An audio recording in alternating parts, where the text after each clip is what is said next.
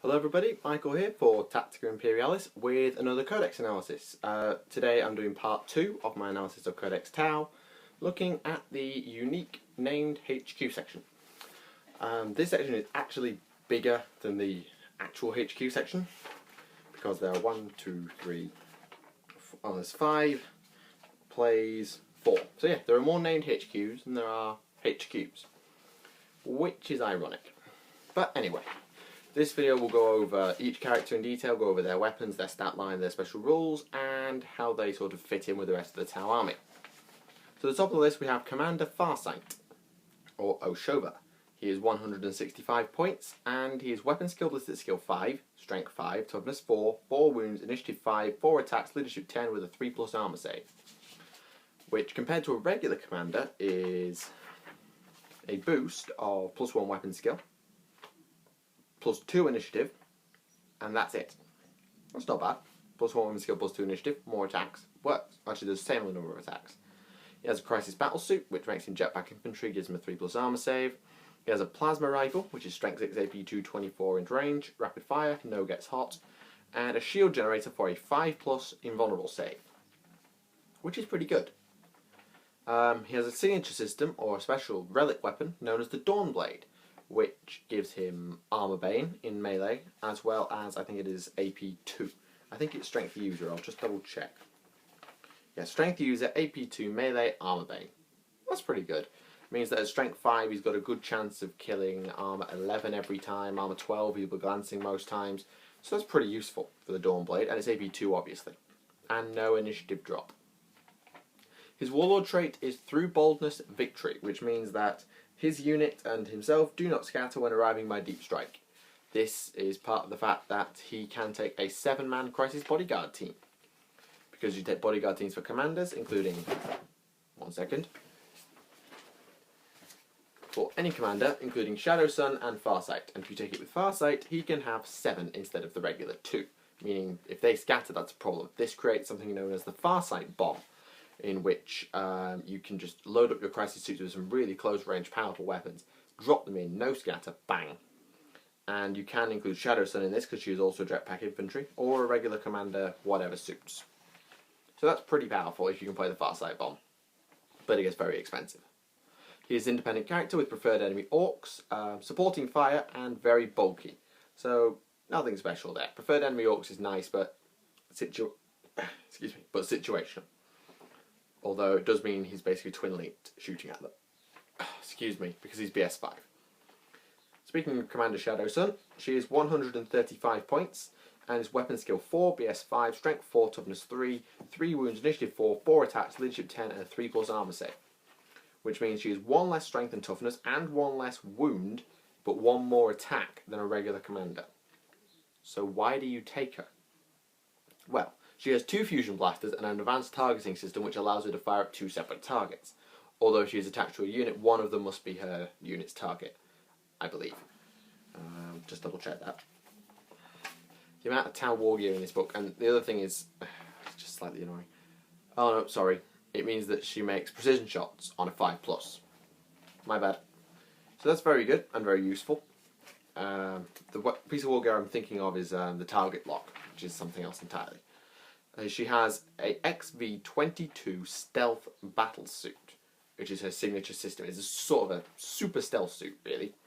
And what it does is, as soon as I find it, gives her 3+ armor, a 5+ invulnerable, stealth, shrouded, multi-tracker, black sun filter. Now the multi-tracker allows her to fire an extra weapon each shooting phase, means you can actually fire both those fusion blasters. Because normally you can only fire 1 weapon, which is why, well, can you only fire 1 weapon? Crisis Battlesuits might allow you to do more, but generally you can only fire 1 weapon, and this will allow her to do both. And she also has a black sun filter, which means she has night vision and is immune to blind. Situational, but handy. As well as stealth and shrouded for a 4+ cover save and a 5+ invulnerable. That's damn good. Her Warlord trait is a Ghost Who Walks Among Us, which means that she gets an extra D6 when making jetpack thrust moves, which also applies to her unit. She has a rule called Defender of the Greater Good. Now I'm going to go to Shadow Sun's page for this, just for her rules and her drones, because she has special drones.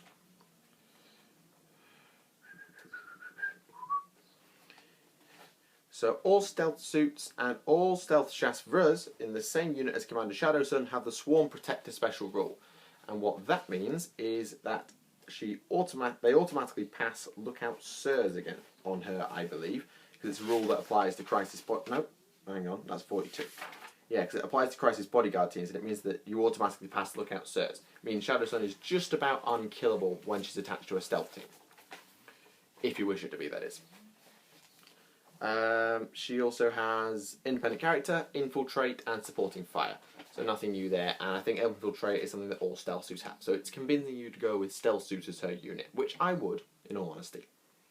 James, Yeah, Con? where did you put my trousers? Work trousers? They're in the dining room. Where? In the basket. They're in the basket, alright. Sorry about that. Con's trying to find his trousers for work. Great. And she can take 2 special drones. Well, 3 special drones, but one's a duplicate. She can take 1 command link drone. This is 20 points, and what it does is it can nominate a single friendly unit within 12 inches to re-roll to hit rolls of 1 until the end of the shooting phase, which is a slightly changed version of the through Unity Devastation Warlord trait. Instead of applying to all units within 12 inches, 1 shooting phase, it's 1 unit within 12 inches, every shooting phase. And I think that's a really good upgrade to have. However, it is only 1 wound, toughness 4 with a 4+ save, so you need to keep this drone safe. That's where her other drones come in. You can take 2 MV52 shield drones. These are also 20 points a model, and they have a shield generator that confers a 3+ invulnerable save. So these 2 are the guys who will go out there and tank the wound with their 3+ invulnerable, or Shadowsun with a 5+ invulnerable, 4+ cover. Keep the command drone alive if you take it. However, if you take all the drones, she is 195 points, making her damn expensive. Not good. But for 200 points, if you're playing a large game, I'm thinking 2,000 points here, possibly 1,500. It's well worth it taking all the drones. Anything less than that, maybe only 1 shield drone. The other non-ethereal named HQ is actually, I'll keep going in order. Aun'va. Aun'va, the Space Pope. He's 100 points. I have no idea why. He's weapon skill 1, ballistic skill 3, strength 2, toughness 3, 4 wounds, initiative 1, 1 attack, leadership 10 and a 5+ save. That stat line is absolutely bloody awful. Seriously, apart from 4 wounds and leadership 10, that's a worse stat line than an Imperial Guard conscript. I'm not joking. But what makes him so useful is always extra stuff. He has the Paradox of Duality, which is kind of wacky, but kind of awesome. And what it does is for each unsaved wound Aun'va's unit suffers, roll a d6. If the roll of that d6 is equal to or higher than the AP of the shot, the wound is ignored. AP 1 wounds automatically ignored, and rolls cannot remain at AP - wounds. So he basically gets an invulnerable save equal to the AP of the weapon firing at him. So if it's AP 5, 5+ invulnerable, AP 3, 3+ invulnerable. Although it doesn't say an invulnerable, it says after armor saves. So you'll get to take your armor against AP 6 stuff, and then you'll get a 6+ ward to stop it. And it doesn't say it's an invulnerable save, it's just an ignores a wound. So anything that says ignores invulnerable saves or re-roll invulnerable saves, no, doesn't work. And his warlord trait is exemplar of the selfless cause, which means that his unit, or units around him, all friendly units on the battlefield, sort of no longer count as going to ground. Which is useful, but it could be situational, I think. You won't have a situation where most of your army has gone to ground, let's be honest. He has the Bonding Knife Ritual, which, again, is Heroic Morale, and I believe what that means, I asked Kieran about it, and Heroic Morale means that you rally on normal leadership, even when you would need Snake Eyes, like last man standing and things. I think that's what it does. So it means instead of needing double 1s, you need regular leadership, which is 10. Failure is not an option, which is an ethereal rule, so all units around him in 12 inches use his leadership, but if he dies, it's an extra victory point, so it could be 2 points for Slay the Warlord, or just 1. It's like having a second Warlord point. Great Invocation, which allows him to use 2 Invocation of the Element powers each turn.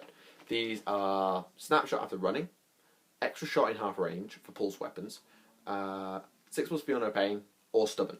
And you can use 2 of those in effects, all units within 12 inches. So that's rather OP.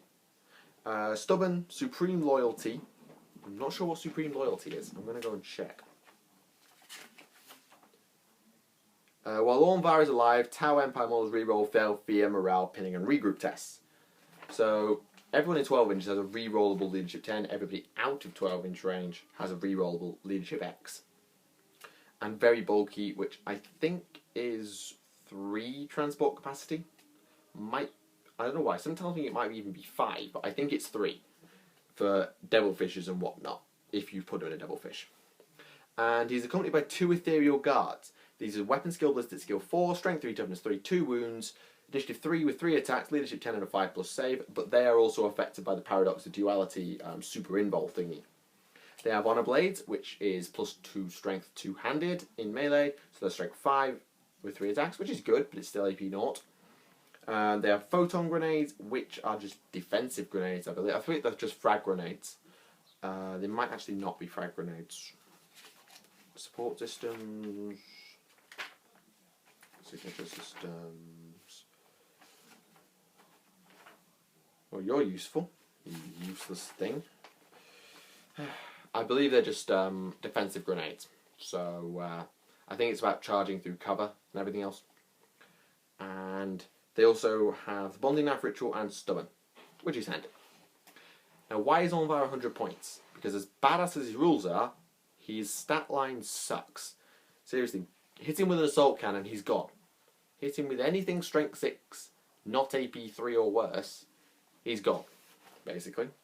Point a heavy bolter at him. You know what the best thing you can do?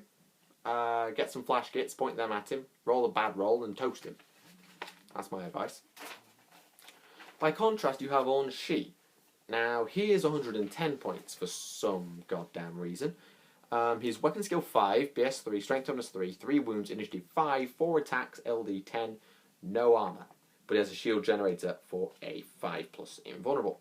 He has EMP and photon grenades, so defensive grenades, and haywire grenades, which is very handy, and an honor blade, so he's strength 5, initiative 5, 4 attacks, weapon skill 5. He might actually do some damage. He has Invocation of the Elements, independent character, failure is not an option in Stubborn, which I've already explained, and he has Blade Master. Now this applies to challenges, and challenges only. When in a challenge, Aun'va must choose a fighting stance, Patient Blade or Killing Blade. Patient Blade, reroll all failed saving throws, Killing Blade, rending. Only applies for that phase. Each turn before any rolls, so you have to do it each round of challenge if it keeps going and going and going. That's handy. Now, I would 90% of the time go re-roll saving throws. Unless you're going up against possibly a Terminator character. At which point, well, A, you shouldn't be in a challenge in the first place, you eat it. Secondly, that's when you need rending, because it's AP dash. I don't know why he's more expensive. Why is this guy more expensive than the Space Pope? No idea. But he is. Last but not least, Darkstrider. 100 points of badassness, if you ask me. Weapon skill 4, BS 5, strength toughness 3, 3 wounds, initiative 3, 3 attacks, leadership 9, 5+ save. Sounds okay. He has a pulse carbine, photon grenades, black sun filter, so night vision immune to blind, marker light, which I explained in detail in part 1. There will be a link to the Codex analysis playlist down below, and I might actually link part 1 in as well. Recon armor 5+ save, and the structural analyzer. Now this is why I think he's more expensive than he should be. Because when his unit shoots, the target unit is -1 toughness. Period. This toughness is used for instant death. It doesn't specify you can't do it with Overwatch, so that means anything charging it is -1 toughness. So Marines are now toughness 3, Guardsmen are now toughness 2. Even an Avatar is now, no, bad example, I don't know enough. A High Tyrant is toughness 4. A Carnifex is toughness 5. What? That's a really badass rule. And considering if you can put him in a Pathfinder unit, you can then get a Pulse Accelerator drone and get an extra 6-inch range on your gun. He has Fight on Foot as a special rule, meaning he must join either Fire Warriors or Pathfinder units. I would always, always, always recommend Pathfinders. Well, 99% of the time I'd recommend Pathfinders because marker lights and sneakiness, plus you get some cool secondary weapons. And it makes more difference with rail rifles and iron rifles than it does with a pulse rifle. Fighting Retreat, this is the other reason he's as expensive as he is. They can consolidate D6 after firing Overwatch. Yeah. So, okay, I'm charging Darkstrider's unit. Okay, we're going to Overwatch you. You're at -1 toughness, and then we're going to move D6 inches backwards. You want to charge me now? Yeah. That's how annoying that rule is. It also states just when firing Overwatch, not when he's the target of the charge. That applies when he's support firing as well, which is terrifying. As in, you can just put him in a position, in a slightly risky position, Overwatch and back up, or if there's another unit, they can Overwatch, move up, and then be in a position to blast that unit next turn. Ow, that's awful. He also has outflank, scouts, and supporting fire, which is why I recommend you put him with Pathfinders and independent character. I love Darkstrider. I think he's a really badass character, and his rules are terrifying. So let's go back over them, shall we? Because we've been prattling on for 16 minutes. Commander Farsight. Good value. Although if you take him as a bomb, it's very expensive. Best used against orcs, obviously, and actually slightly better tank hunting because armor vein. But he will do okay in a challenge at AP2. Commander Shadowsun. Put her in a stealth team. And always take a command link drone and at least one shield drone. If you're going to take the command link drone, you need that invulnerable. Beyond that, there's not much more I can say really. Be sneaky, because, well, stealth suits. And maybe have some fusion blasters in her stealth team, because that way she can just start firing all over the place. Or they'll do more damage when they fire their fusion blast. It won't be much more, it'll be less shots wasted if you fire at tanks. Aun'va, underpriced. His rules are absolutely awesome, although his stat line is god-awful. And you actually get the Ethereal Guards for free, which is why I still think they should be at least another 10 or 15 points. Aun'va, overpriced. He has a crappy save, which is only okay in a challenge, and he's too easy to kill and give your opponent a free victory point. That's just my opinion. Darkstrider, badass guy, badass fluff, terrifying rules, but I think he's better as a secondary HQ. Don't make him your warlord because, well, 5+ save, no invulnerable, toughness 3, easy beat, easy kill. So I wouldn't have him as your warlord. Bear in mind, Aun'va can use the Tower Warlord traits, Darkstrider cannot, because he is not a commander and he is not an ethereal. That is something you should bear in mind. You'll have to take another warlord trait if you do take him as your warlord, but I wouldn't take him as your warlord anyway. So, that's the end of this video. Next video in this series, I will look at the regular HQs. That could take a while because I have to go through all the weapon systems again. Great. I'm looking forward to that. So, come back and join me next time. Go down into the description, follow me on Twitter, like my Facebook page, which I am going to put some effort into now, which I haven't been doing before, and that's why it's now in the description. Go check out my featured channels and subscribe, you know the usual drill, and like the video if you enjoyed it, and leave any comments down below. So, thank you for watching this video, my name is Michael, and I will see you again.